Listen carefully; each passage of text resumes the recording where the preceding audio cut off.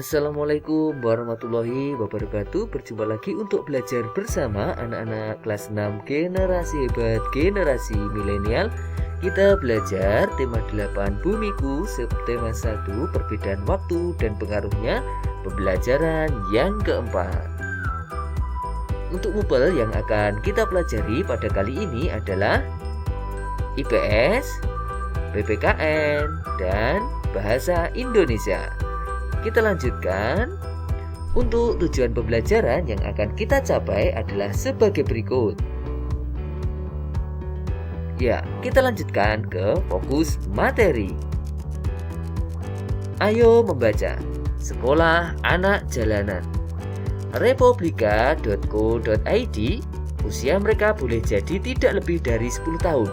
Namun, kulit mereka telah melegam, terpanggang. Telapak kaki mereka mengeras dan terkelupas. Bermodalkan sandal jepit yang menipis, mereka melompat dari satu bus ke bus lain, dari satu angkot ke angkot berikut.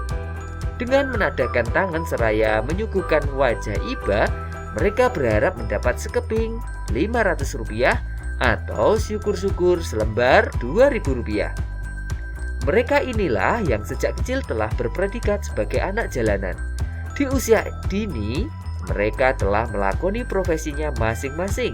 Ada yang mengamen, memulung, hingga menyemir sepatu. Tidak inginkah mereka menikmati masa kecil dan belajar seperti anak-anak yang lain? Jauh dari ingar-bingar jalan raya dan tersembunyi di kawasan Pelumpang, Rawabadak, Jakarta Utara, anak-anak jalanan itu ternyata bersekolah. Salah satu lembaga sosial yang peduli terhadap nasib anak jalanan dan anak kurang mampu adalah Yayasan Himata. Di yayasan ini, 400 lebih anak jalanan mengenyam pendidikan secara cuma-cuma. Menurut Sarkono, Ketua Yayasan Himata, yayasan terbentuk sejak tahun 2000 dan merupakan lembaga sosial masyarakat yang bersifat independen dan nirlaba. Pada 2004, Pusat Kegiatan Belajar Masyarakat atau PKBM Himata yang terletak di tengah lingkungan masyarakat kumuh disahkan. PKBM Himata hampir serupa dengan sekolah formal. Tak hanya dari seragam, jam belajar pun hampir sama dengan sekolah formal kebanyakan dan berlangsung selama 5 hari dalam seminggu. Karena PKBM Himata hampir sama dengan sekolah formal, mereka membutuhkan pengajar yang tetap tidak hanya sukarelawan. Saat ini PKBM Himata memiliki sekitar 30 pengajar tetap dengan bayaran tak lebih dari Rp300.000. Jauh dari kata sejahtera. Namun, mendapatkan bayaran bukanlah tujuan utama menjadi pengajar di sini. Muhammad Anwar misalnya, ia mengaku mau menjadi pengajar selama lebih dari 10 tahun karena tuntutan hati nurani untuk memberi ilmu kepada anak bangsa. Mengajar anak jalanan itu susah-susah gampang. Kalau didasari keikhlasan, bukan orientasi mengajarnya, karena materi istilah susah itu nggak ada. Ujar Muhammad Anwar, guru mata pelajaran sosiologi dan pendidikan agama Islam. Secara fisik, bangunan PKBM Himata memang memenuhi syarat. Namun, nasib pengajar masih kurang perhatian dari donatur. Kita ini manusiawi, memang perasaan itu ada. Namun sumber rezeki tidak hanya di sini saja, tapi di luar masih ada. Yang penting terus tawakal, kata dia. Kita lanjutkan. Setelah membaca artikel koran yang berjudul Sekolah Anak Jalanan, lengkapi format di bawah ini dan bandingkan dengan format yang sebelumnya kamu isi sebelum membaca artikel. Apakah ada perbedaan? Jelaskan jawabannya. Sebelum membaca artikel tadi, tentunya kalian sudah mengira-ira perkiraan informasi apa yang ada dalam bacaan. Nah, setelah kalian membaca artikel, kalian juga memperkirakan informasi yang akan didapatkan dari artikel tersebut yang berjudul Sekolah Jalanan. Kalian bisa menyebutkan fakta-fakta yang didapatkan dari artikel, hal baru yang didapatkan dari informasi di artikel, dan pelajaran yang didapat dari artikel yang telah kalian baca. Apa saja kira-kira? Kita jawab bersama. Perkiraan informasi yang aku dapatkan dari artikel koran berjudul Sekolah Anak Jalanan yaitu antara lain tentang kehidupan anak jalanan, tentang peran serta organisasi dalam memecahkan masalah pendidikan anak jalanan, kemudian tentang pendidik atau guru sekolah anak jalanan. Kemudian, fakta-fakta yang aku dapatkan dari artikel adalah kondisi fisik anak-anak jalanan, kehidupan atau aktivitas anak-anak jalanan, tempat sekolah anak-anak jalanan, organisasi yang peduli dengan dunia pendidikan anak-anak jalanan, dan tentang pendidik atau guru sekolah anak-anak jalanan. Kemudian, hal-hal baru yang aku dapatkan dari informasi di artikel adalah kondisi fisik anak-anak jalanan. Walau hidup susah, anak-anak jalanan tetap semangat bersekolah. Kepedulian organisasi Yayasan Himata terhadap pendidikan anak jalanan. Gaji pengajar atau guru sangat kecil, walau jasa guru sangat besar. Ikhlasnya para guru atau pengajar di sekolah anak-anak jalanan. Pelajaran yang aku dapatkan dari artikel yang aku baca adalah selalu bersyukur. Kemudian, walau kehidupan keras dan sulit, anak-anak jalanan tetap peduli dengan pendidikan dan tetap bersekolah dan semangat belajar. Ya, harus menghormati dan menghargai guru. Kemudian peran serta masyarakat organisasi dalam mensukseskan program mencerdaskan kehidupan bangsa. Selanjutnya, kita lanjutkan. Penjelasan tentang sebelum dan sesudah membaca artikel. Hanya ada sedikit perbedaan antara sebelum dan sesudah membaca artikel. Lebih banyak persamaannya. Hal ini dikarenakan judul bacaan artikel sesuai dengan isi dari bacaan artikel. Judul juga masih sesuai dengan pokok-pokok pikiran tiap paragraf.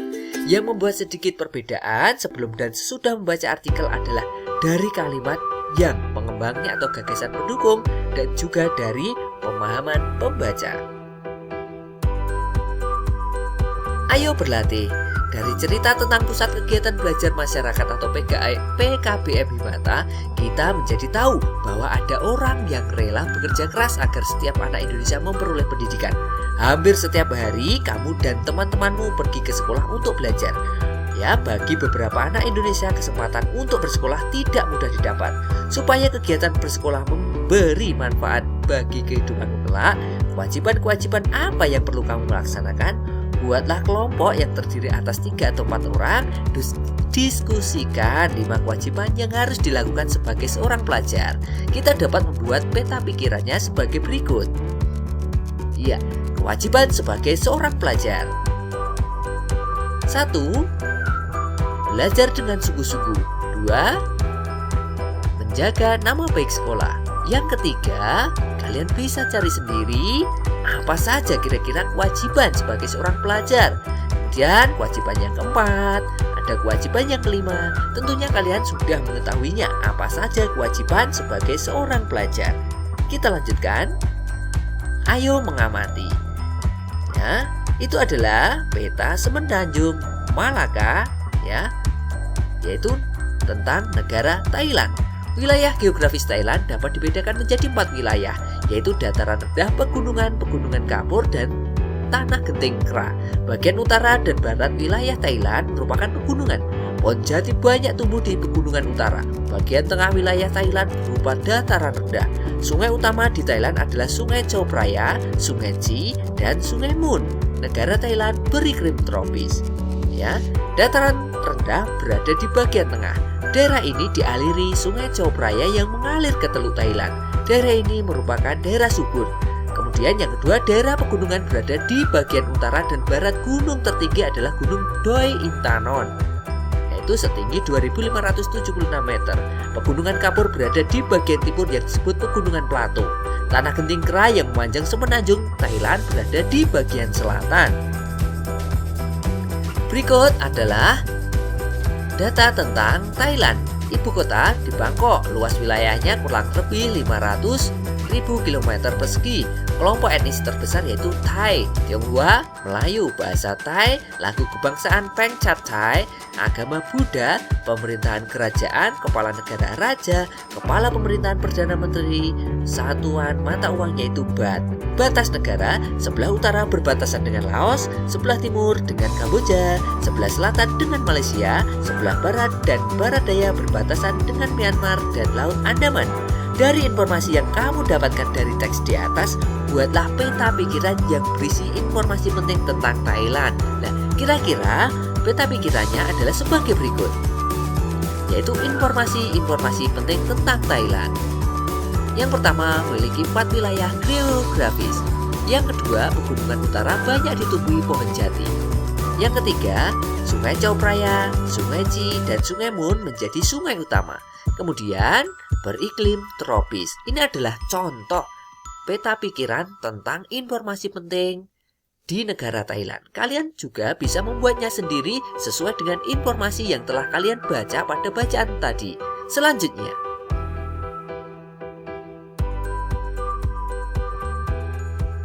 Vietnam.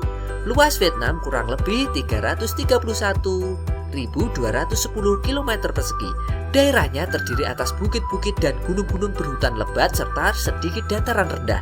Wilayah Vietnam bagian utara berupa pegunungan, sedangkan bagian selatan berupa dataran rendah yang subur. Gunung-gunung yang ada di Vietnam antara lain Gunung Ngoc Linh dan Gunung Chu Yan Sinh. Ya, sungai utamanya adalah Sungai Mekong dan Sungai Sangka. Berikut adalah data tentang Vietnam. Ibu kota Hanoi, luas wilayah sekitar 331.210 km persegi. Kelompok etnis Vietnam, Cina, Prancis, Inggris, agama Buddha, Kristen, Tao, pemerintahan Republik Sosialis, kepala negara Presiden, kepala pemerintahan Perdana Menteri, mata uang Dong. Batas negara, sebelah utara berbatasan dengan Tiongkok, sebelah timur dan selatan berbatasan dengan Laut Cina Selatan, sebelah barat berbatasan dengan Teluk Siam, Kamboja, dan Laos. Selanjutnya, berikut adalah peta pikiran tentang informasi-informasi penting tentang Vietnam, yaitu luas kurang lebih 331.210 km persegi. Kemudian, terdiri atas bukit dan gunung berhutan lebat serta sedikit dataran rendah. Kemudian, memiliki Gunung Ngoc Linh dan Gunung Chu Yan Sinh. Kemudian, Sungai Mekong dan Sungai Sangka menjadi sungai utama. Nah, kalian bisa menambahkannya tentang informasi-informasi penting tentang negara Vietnam sesuai dengan bacaan yang telah kalian baca tadi, atau kalian bisa mencari sumber referensi dari internet. Kita lanjutkan.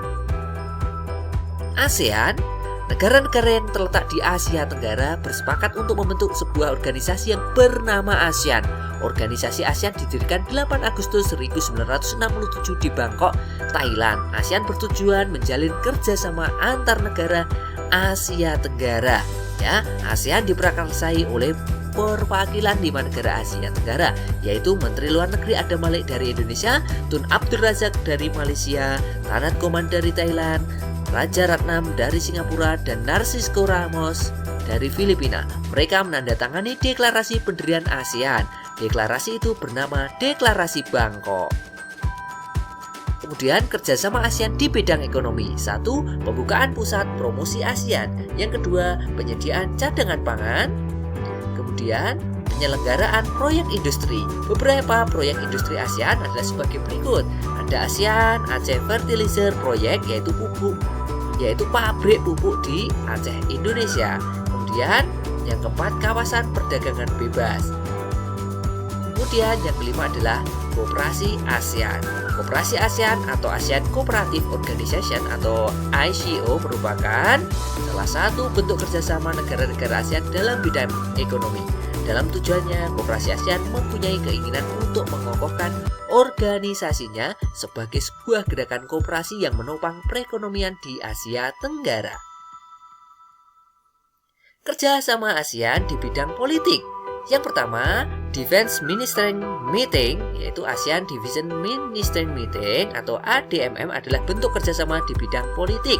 Yang kedua, pengiriman duta dan konsulat. Yang ketiga, perjanjian ekstradisi ASEAN.